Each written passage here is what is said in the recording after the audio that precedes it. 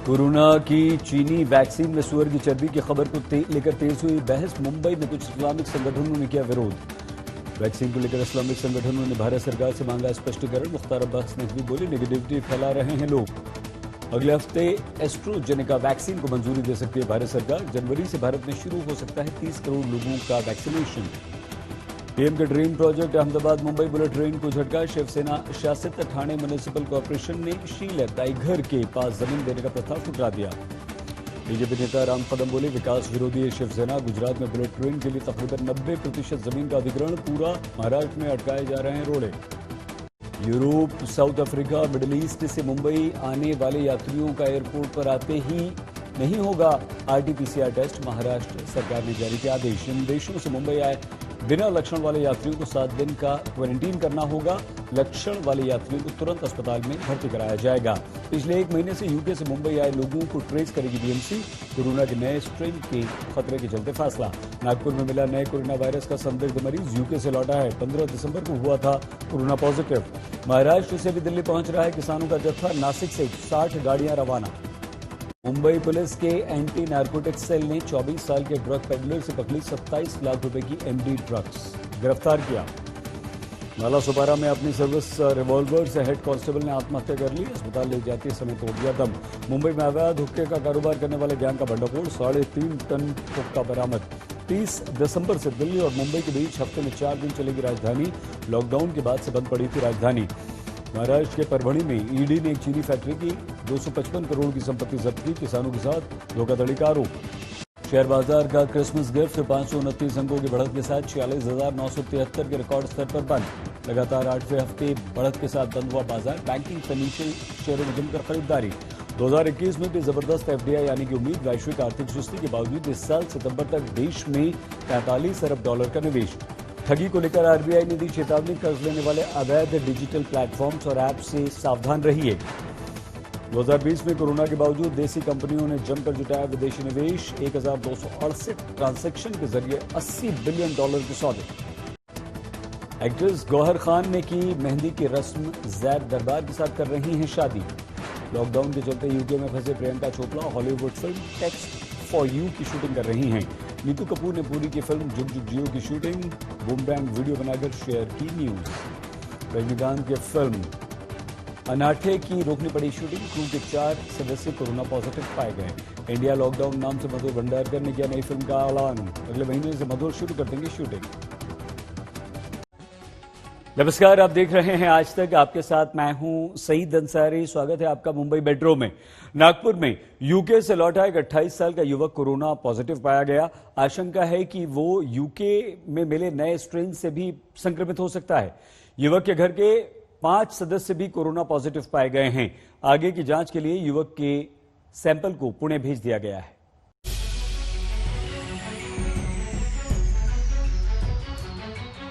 UK से नागपुर लौटा 28 साल का युवक 15 दिसंबर को कोरोना संक्रमित हुआ है। अभी ये पता नहीं चला है कि ये नया स्ट्रेन है या पुराना वाला, पर प्रशासन को शक है कि युवक नए स्ट्रेन से ही कोरोना संक्रमित हुआ है। एक 28 साल के युवक है जो नंदनवन नागपुर में नंदनवन एरिया में रहते हैं। वो कुछ नौकरी के कारण 1 महीने के लिए उनका वास्तव्य था इंग्लैंड में, और वो नागपुर में 29 नवंबर को उनका आगमन हुआ है। और उस दिन जो टेस्ट किया वो नेगेटिव थी, लेकिन बाद में कुछ दिन बाद उनके सिम्टम्स डेवलप हुए वो उसके कारण उनको 15 दिसंबर को उनके नंदनवन पीएससी में टेस्ट किया और टेस्ट पॉजिटिव आया।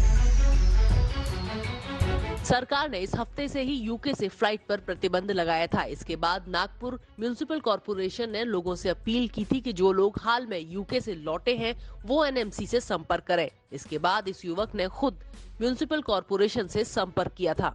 अभी वो यूके में जो कोविड-19 का न्यू म्यूटेंट का स्ट्रेन दिखा है, उसके हिसाब से गवर्नमेंट ने अभी एक न्यू एसओपी गाइडलाइंस वगैरह जाहिर किया है। उसके हिसाब से वो गाइडलाइन होने के बाद हम 22 तारीख को एक पब्लिक अपील निकला था। एक्चुअली फर्स्ट थिंग, नागपुर में कोई इंटरनेशनल फ्लाइट सर्विसेज अभी नहीं है। सो जो कुछ लोग आ रहे हैं महाराष्ट्र में, वो कंसर्न एयरपोर्ट में उसका पूरा एसओपीज फॉलो हो रहा है। फिर भी एक पब्लिक अपील सिंस नवंबर, एक महीना पीछे का नवंबर 23 से अभी का 23 तक का क्या स्टेटस है उसके उस चीज़ के लिए हमने एक पब्लिक अपील निकला था, उस पर जे कोई आदमी पिछले 15-20 दिन में यूके और बाकी वो तीनों कंट्री का ट्रैवल हिस्ट्रीज है तो युवक के घर के 3-4 सदस्य भी कोरोना पॉजिटिव पाए गए हैं, वो सभी घर में क्वारंटीन है। नागपुर से कौशल पांडे के साथ आज तक ब्यूरो।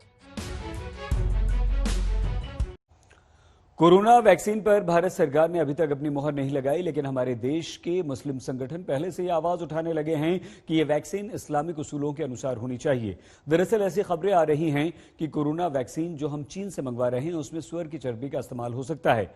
ये शक मुस्लिम संगठनों ने जताया।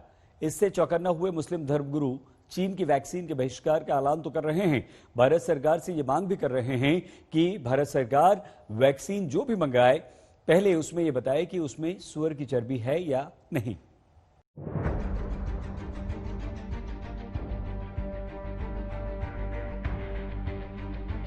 कोरोना महामारी का तोड़ हिंदुस्तान कैसे निकालेगा? कौन सी वैक्सीन को भारत सरकार मंजूरी देगी? वैक्सीन कहां से खरीदी जाएगी? ये सारे सवाल अभी भी जवाब के इंतजार में है। लेकिन देश में वैक्सीन पर मुहर लगने से पहले ही वैक्सीन पर विवाद उठने लगा है। मुस्लिम संगठनों ने कोरोना वैक्सीन में सुअर की चर्बी के इस्तेमाल को लेकर शक जताया है। बुधवार को मुंबई में इस्लामिक संगठनों की एक बैठक हुई। इसमें ऑल इंडिया सुन्नी जमीयत उलेमा और रजा अकादमी के लोग शामिल हुए। इस दौरान वैक्सीन में सुअर की चर्बी के मसले पर चर्चा हुई। धर्मगुरुओं ने इस्लाम के मुताबिक सुअर की चर्बी के इस्तेमाल को हराम बताया। धर्मगुरुओं के मुताबिक चीन की वैक्सीन में सुअर की चर्बी के इस्तेमाल का शक है, लिहाजा मुस्लिम धर्मगुरुओं ने भारत सरकार से अपील की है कि चीन की वैक्सीन न मंगवाई जाए। हुकूमत हिंद से भी हमारी गुजारिश है कि चाइना ने जो वैक्सीन बनाया है जिसके ताल्लुक से ये है कि उसमें सूअर के अज्जा इस्तेमाल किए गए हैं, उसको हरगिज़ ना मंगाए। चीन की कोरोना वैक्सीन में सुअर की चर्बी है या नहीं, इस बारे में अभी तक आधिकारिक तौर पर कोई जानकारी नहीं है। चीन सरकार साफ साफ कुछ बताएगी, इसकी भी कोई उम्मीद नहीं है। सवाल उठता है कि फिर ये विवाद उठा कैसे? इसका जवाब वैक्सीन निर्माण से जुड़ी प्रक्रिया में है। वैक्सीन निर्माण में जिलेटिन महत्वपूर्ण हिस्सा होता है। वैक्सीन में जिलेटिन स्टेबलाइजर का काम करता है। जिलेटिन की मदद से वैक्सीन को लंबे अरसे तक असरदार रखने में मदद मिलती है। ये जिलेटिन ज्यादातर सुअर की चर्बी से ही बनता है। हालांकि फाइजर, मॉडर्ना और एस्ट्राजेनेका इस बारे में पहले ही बयान दे चुकी है। तीनों कंपनियों का दावा है कि उनकी वैक्सीन में सुअर की चर्बी नहीं है। वैक्सीन बनाने वाली बाकी कंपनियों ने इस बारे में जानकारी नहीं दी है। जाहिर है चीन के तौर तरीकों और इतिहास को देखते हुए मुस्लिम धर्मगुरुओं को पूरा शक है कि उसकी वैक्सीन में सुअर की चर्बी का इस्तेमाल किया गया है। लिहाजा मुसलमानों को चीनी वैक्सीन से बचने की सलाह दी जा रही है। तो ऐसी चीजें जो सुअर के किसी भी अज्जा से बनाई गई हों, वो इस्लाम में ऐसी चीजों का इस्तेमाल करना हराम है। तो ऐसी वैक्सीन जो भी कंपनियां बना रही हैं, उनको जो है सुअर के मांस से जो है परहेज करना चाहिए।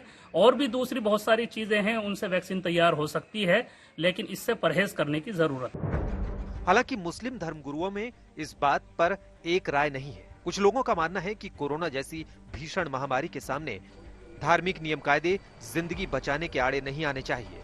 लिहाजा वैक्सीन में सुअर की चर्बी के मसले को बेवजह का विवाद बताया जा रहा है। तमाम हजरात से ये अपील करता हूँ, इस कोरोना वबा से निपटने के लिए आप हजरात वैक्सीन जरूर लगवाएं। और किसी भी जिस तरीके के लोग भ्रम पैदा कर रहे हैं, गुमराही और इस तरीके की अफवाहें उड़ा रहे हैं, तो इसके ऊपर कतई ध्यान न दें और आप WHO की जो गाइडलाइन है उसके ऊपर अमल करें। तो अगर कोरोना बीमारी इस कोरोना वैक्सीन से दूर होती है और खुदा न करे इसमें सुअर की चर्बी के कुछ अज्जा दवा के तौर पर मिलाई भी गए हैं, तब भी इस्लाम और शरीयत ये कहती है कि पहले इंसान की, मरीज की जान बचाओ। और अगर इसी वैक्सीन से जान बचती है तो जान बचाना फर्ज है। वैक्सीन में क्या हराम है क्या हलाल है, इसे देखने की जरूरत नहीं है। इस्लाम के नाम पर वैक्सीन में विवाद खड़ा हुआ तो हिंदूवादी नेता भी मैदान में कूद पड़े। वैक्सीन बनी है और पूरे विश्व की नजर हिंदुस्तान के ऊपर। हिंदुस्तान के ये पहल मोदी जी को धन्यवाद देना चाहिए, उलेमाओं को, सुअर के मांस से बनी हो चाहे गधे के मांस से बनी, वैक्सीन आ गई है ना। बात सिर्फ चीनी वैक्सीन तक होती तो शायद फिर भी ठीक था, क्योंकि भारत सरकार के चीन से वैक्सीन खरीदने की संभावना नहीं के बराबर है। लेकिन अब ये मांग उठने लगी है कि जो भी वैक्सीन लगाई जाए उससे पहले सरकार उलेमाओं को बताए कि उसमें क्या क्या मिलाया गया है। अगर ये मांग जोर पकड़ती है तो जाहिर है सरकार के सामने एक नई चुनौती खड़ी हो जाएगी। मुंबई से मुस्तफा शेख, देवबंद से पिंटू शर्मा, सहारनपुर से अनिल भारद्वाज और लखीमपुर खीरी से अभिषेक के साथ आज तक ब्यूरो। स्वागत एक बार फिर से आपका मुंबई मेट्रो में। विदर्भ के यवतमाल के एक गांव के लोगों ने बरसों प्रशासन नदी पर पुल बनाने की गुहार लगाई। बरसों बाद सालों गुजर गए, सरकारें आई गई, पर गांव वालों की किसी ने नहीं सुनी। फिर गांव वालों ने यह फैसला किया कि हम आत्मनिर्भर बनेंगे। खुद ही चंदा किया, सबने मिलकर पुल को बना डाला। यवतमाल के मानोला गांव के पास बहती है पैनगंगा नदी। मानोला गांव और पास पड़ोस के 300 छात्र स्कूल कॉलेज जाने के लिए नदी पार करके जाते थे। अब उनके बुरे दिन चले गए हैं। नदी पर पुल बन गया है, पर किसी सरकार प्रशासन की मदद से नहीं, गांव वालों की अपनी मेहनत, हिम्मत और पैसों से। 9 दिन में यहाँ पे पूरा सेतु का बांधकाम हो गया और 2 साइड है, वो 2 साइड का जो कच्चा रास्ता है उसका भी काम 8 दिन में यहाँ पे हो गया। यानी 15 दिन में ये पूरा पैनगंगा सेतु और दोनों तरफ का कच्चा रास्ता यहाँ पे लोगों के मदद से यहाँ पे हुआ है। और माननीय चितंगराव कदम सर और यहाँ पलसी, मनुला, शिरड, न्यूगा, कोळे, साप्ती, यहाँ के जो लोग हैं उन्होंने यहाँ पे एक अच्छा काम हो रहा करके खुद आगे आके सबने यहाँ पे हेल्प किया है, मदद किया है और सबके यहाँ से 15 लाख रुपए जमा हो गए और लोक सहभाग 15 लाख, उसमें सरकारी अंदाजे 1 कोटी रुपए का यहाँ पे बंधारा हुआ है। बंधारा होने के साथ में यहाँ पे 2 किलोमीटर बैक वाटर गया। बैक वाटर जाने से यहाँ पे 5-6 हजार एकड़ जमीन यहाँ पे सिंचाई के लिए फायदा हो गया है। हमारे स्कूल जाने में बहुत तकलीफ होती है, इसलिए हमें इसलिए मैंने पुल की मांग की थी। तब उसके बावजूद भी इतने 2 साल बीत गए, तभी हमारे गांव के लोगों ने पार्टिसिपेट करके हमें स्कूल जाने के लिए पुल बनवाया और फिर हम अब इस तरह से बहुत अच्छे से जा रहे हैं। गाड़ियां भी जा रही है हमारे पुल के ऊपर से। गांव वालों ने प्रशासन से हजारों बार पैनगंगा नदी पर पुल बनाने की गुहार लगाई थी, पर किसी ने इनकी नहीं सुनी। पीढ़ी दर पीढ़ी गांव के बच्चे स्कूल इस नदी को पार करके जाते रहे। बरसात के 4 महीने तो नदी पार करना इतना खतरे से भरा हो जाता था कि बच्चों को कई दिन छुट्टी करनी पड़ती थी। आखिरकार गाँव वालों ने फैसला किया कि वो खुद ही पुल का निर्माण करेंगे। सबने मिलकर पुल बनाने के लिए 15 लाख रुपए का चंदा इकट्ठा किया और पुल बनाने में जुट गए, जिसमें लगे 9 दिन। इधर के जो सब गांव है, 5-6 गांव के लोगों ने मिलकर कोई हमने ऐसा नहीं किया कि आप इतने रुपए दे दो, उतने रुपए दे दो। उन्होंने अपने मन के हिसाब से, किसने 11,000, किसने 25,000, किसने 50,000 ऐसे योगदान। इवन जो मजदूर लोग हैं उन्होंने भी अपने कमाई के हिस्से से 500 रुपए, 1000 रुपए तक यहाँ पर इस पुल के निर्माण के लिए पैसे दे दिए, सहयोग राशि दे दिए।